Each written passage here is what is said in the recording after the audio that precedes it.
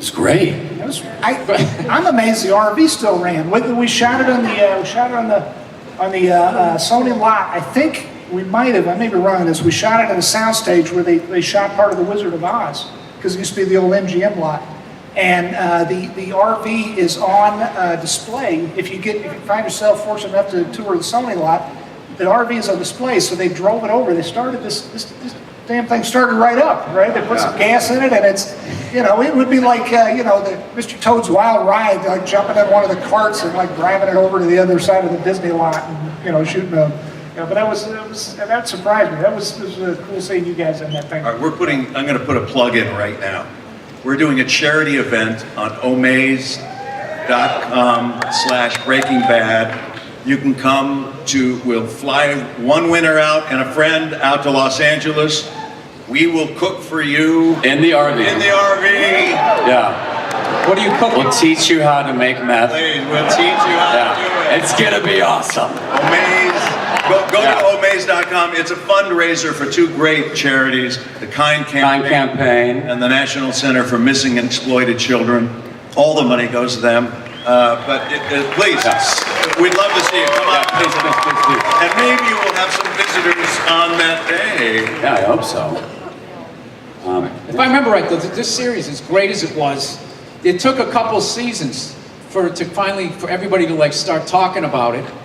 Which is, I think that's how I got on it, because I was the first guy that bugged his agent, going, I'd carry a tray of meth on that thing, anything, just to get on it. But it just amazed me that, I don't know, just the whole way that you developed these characters from the beginning. I just loved how everything came from such a believable place. Was that something in your writer's room from day one, where everything, literally how guys get choked to death, people get shot, the emotions of it, all of it, you'd watch it, it was like sometimes, you had to look away. It was like watching a documentary. Is that something from day one? You're like, this isn't going to be cartoony.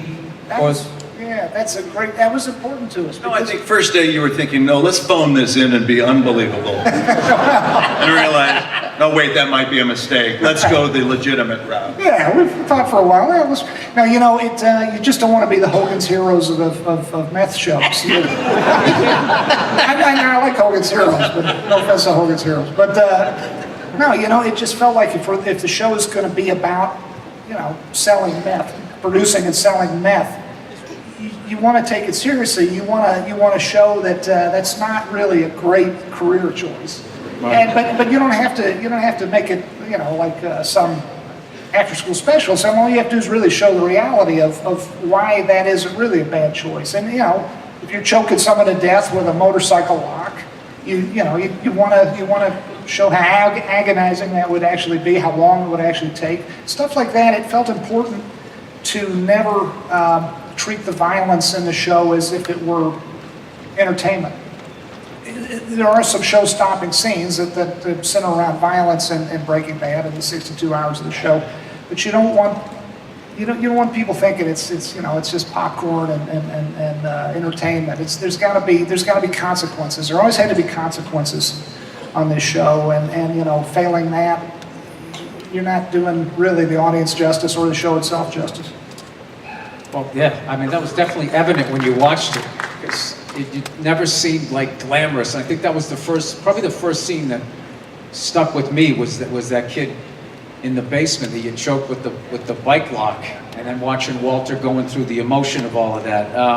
I remember, by the way, Sharon Bialy, Sherry Thomas, our wonderful casting folks, they called us up and they said, we got a guy named Bill Burr he would love to do the show. He is so damn funny. And I hate to admit it, I didn't know your work at that point. You shouldn't have. I was working shitholes. You're not missing anything. I was in strip malls, man. It was. But you were so. No, I wasn't. So goddamn funny. We're watching your stuff, and you came in and you did an audition for us, and you killed it. And Kubi, let's hear it for Kubi. I lucked up because I looked like Ron Howard. I didn't know I was going to look like him my whole life, but yeah. So I didn't get a chance to play assholes, which is what I was. So I kept playing, the guy next door. So thank you for that. Once again, I have a lot of the same questions that I have for Better Call Saul. And please, any of you guys chime in if you can. The same questions for Saul. Well, as far as how did you know did you know where this is going? Just how this whole thing like unwinds. Like, how do you write something and it just never veers off course? There's been a lot of shows that start great and it's like a giant pizza dough, and then all of a sudden it just gets ridiculous, and you're like, this doesn't even make sense. I'm not gonna name shows. You just, after like the third season, you're like, fuck this show. This has just gone off the rails. I'm not watching this. And so every time I thought you couldn't go any higher emotionally, you just kept doing it. I just remember after every episode, you were like, fuck! And you just got on the internet and just started chatting with people, trying to guess where it was gonna go. And that was also a great thing, is you had to wait a week, as opposed to now where it's just, you can binge watch. It's like you take a great bottle of wine and you like shotgun it, rather than like, it's like all of that work gets put into it. People just watch it in a day and a half on fucking meth, and it's like, when's the next 60 hours coming out? So I feel it was one of the last shows you could really enjoy that was like an experience. I can't even tell you the amount of people that I became friends with talking. You watching it every year, like it just kept getting bigger and bigger. I would ask the cast, like, what was it like to be on like a show like that? That really was. It kind of was like a Beatlemania kind of thing, where like as the seasons progressed, I imagine the encounters with the public got more intense. / a little weirder, no offense. Well, it took us by surprise, because when we started, we were just a little show in the high desert of New Mexico trying to tell a story. And nobody knew who we were. And I knew we started to make an impact when the signs, the directional signs, were starting to be stolen, to me.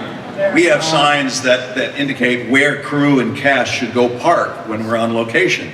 And you see this, it said Breaking Bad and an arrow. And okay, I turned here, I turned there, and there's where I park. Well, about our second or third season, Breaking Bad's directional signs were starting to be stolen. And so then when it was BRBA, and then those were stolen. And I kept thinking, not only am I getting lost, but something's happening. The dynamic was changing. And you mentioned about the delayed gratification of being able to see a show once a week. That is true, and yet on the other side, you look at the benefit that Netflix had on our show was unbelievable. And I don't was that the turning? That was the turning point. I think it was season 3. You guys, after that, you got on there. Yeah, they dropped the first 3 seasons when I think we started shooting the 4th season. Yeah, When Netflix stock was $10. Well, to me, the big turning point